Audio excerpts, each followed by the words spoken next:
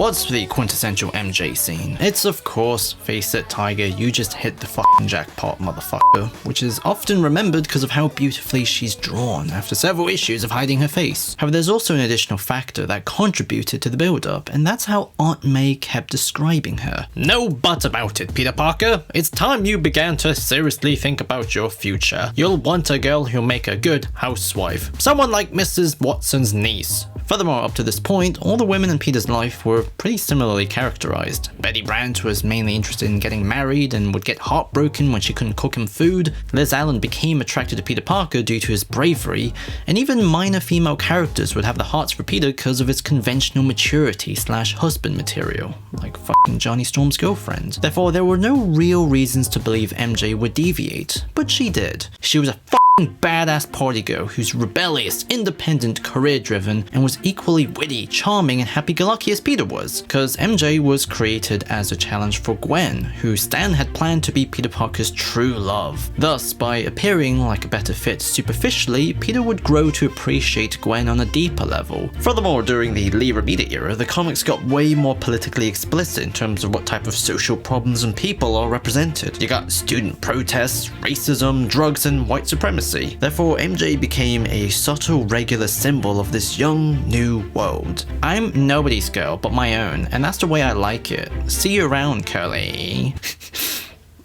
At the heart of the original MJ was someone that rejected your social assumptions and existed in a very specific interstitial space between the fiction, where she's a character with an arc, and our world, as a symbol of subversion that represented a new type of youth that was at odds with broader traditions in society. To the extent that during Spidey's original run, we often actually heard people's reaction to MJ more than actually her.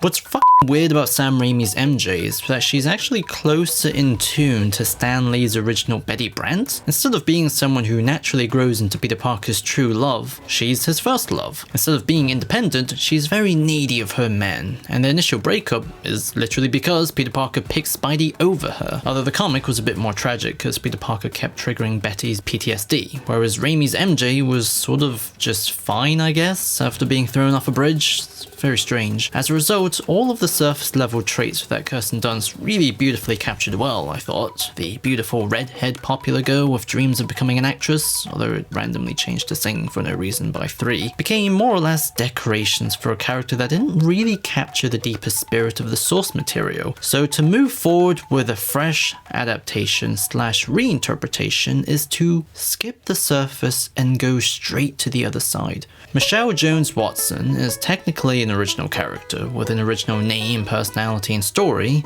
but at the same time, she's effectively a reapplication of Mary Jane's original meaning, where whatever your elderly aunt who's very conservative thinks is right for you, MJ is the opposite. So in a generation where Zoomers drink less than Boomers, the premise of making MJ a party girl wouldn't really make her a social rebel anymore, but going for the quiet artsy girl who sits far away from everyone else doodling, doesn't wear makeup, eats toast at parties, and dresses like a dude, you know what? That's actually someone who rejects your assumptions. Liking comic books is popular, environmental awareness, being tolerant. If I was just born 10 years later, I would have been the coolest person ever.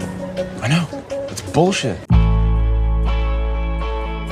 You see, as I mentioned before, there's two types of nostalgic texts. Reconstructive, where the media presents an old idea as a modern-day truth, and deconstructive, which leans towards critiquing and assessing old ideas with modern questions that weren't addressed before. Michelle Jones is a really sneaky intersection of both, where she deconstructs in order to reconstruct, because she preserves through her differences, as the motives behind the changes are so in tune and very specifically related to the vibes that she originated from. Excuse me, can we go already? Because I was hoping to get in some light protesting in front of one of the embassies before dinner.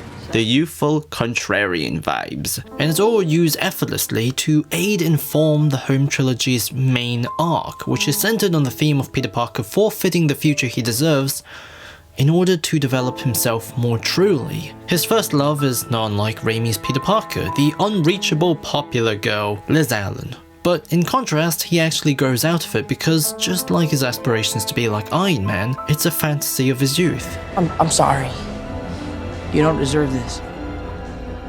Tony and Liz are illusory in how they give him a future he thinks he wants, but doesn't extend who he truly is. A kid whose social worth doesn't come from popularity or recognition, but his anonymity as a friendly neighborhood Spider-Man. An answer to people like Toombs, and by the end of the story, a literal nobody. MJ is the thread that connects with these transformations. She's the outcast, someone who checks Peter Parker out even when he himself hadn't noticed her, or the value of his own personal world. However, as her self-esteem improves by involving herself in his world, she finds a community.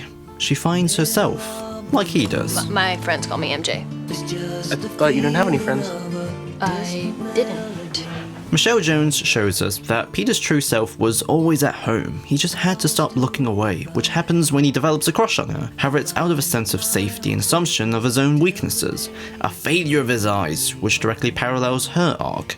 Michelle is afraid of opening up after being alone for so long, so she denies her intention. But it's in their similar failures that they push and develop each other. Why else would I be watching it?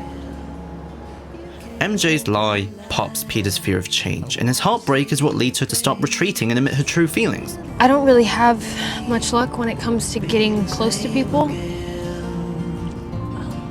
So I lied. Through each other, they grow up and out of their childish eyes, to the extent that they eventually share a simple mantra. If you expect disappointment, then you can never really be disappointed. The polar opposite of Peter Parker's original disposition.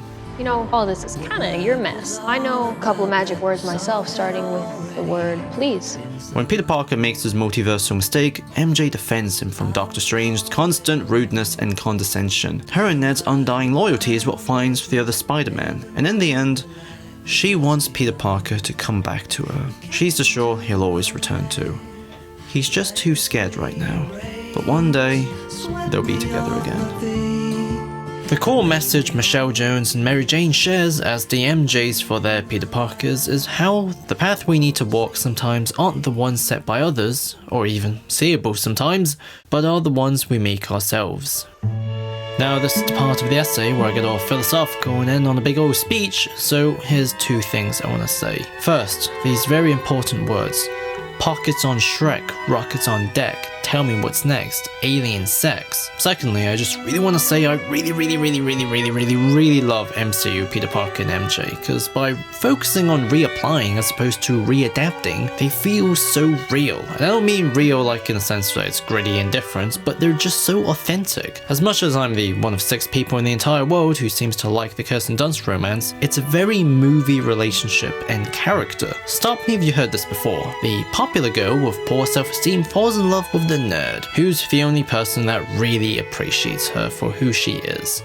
It's cute, but there's an unavoidable artifice to it. It's very clearly written by dudes that aren't really in touch with their youth, so it substitutes reality with cliches. However, in contrast, even over here in jolly England, MJ, Ned and Peter, without being boastful, all feel authentic, because the stories they tell just through their subtle details resonate so truthfully. I grew up with people exactly like Michelle. Ned is like totally me, not just because I'm Asian, but I was addicted to Lego, specifically making custom minifigures, and had like a weird, totally unhealthy obsession with making my friends the center of my world. And the way Peter Parker experienced burnout because of his anxiety of what the future meant, everyone achieves a level of authenticity that is just beautiful. Michelle Jones as a symbolic representative of the home trilogy, as Mary Jane did for the old 100-issue run, shows us once again that Spider-Man's greatest achievement as a piece of fiction is how his world doesn't just give us stories to escape to, but are a window to appreciate our own lives and the time we live in, therefore allowing us to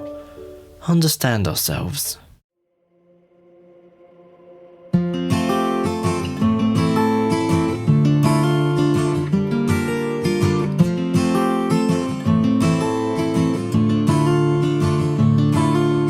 Middle of the road, it's just a feeling of a distant melody unknown.